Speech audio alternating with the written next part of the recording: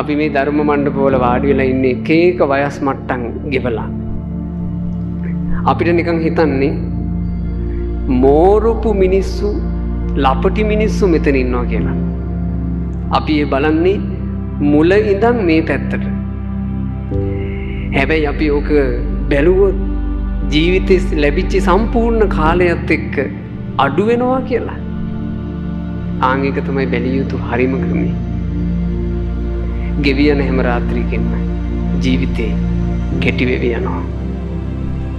ඇතැන් වෙලාවට පිංගතුනේ ආය අපිට ඉතුරුලා තියෙන්නේ තප්පර ගාණක් වෙන්න බැරිද?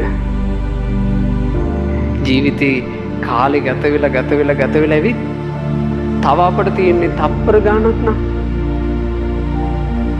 ඇතැන් වෙලාවට අපිට තියෙන්නේ තව විනාඩි ගාණක් වෙන්න බැරිද? විනාඩි ගාණක්. ඇතැන් වෙලාවට අපිට තව ඉතුරුලා තියෙන්නේ පැය ගාණක් නා. හෙට උදේ ඉර නගිනවා දකින්න අපි මේ මනුස්ස ලෝකේ ඉන්නේ නැත්තම්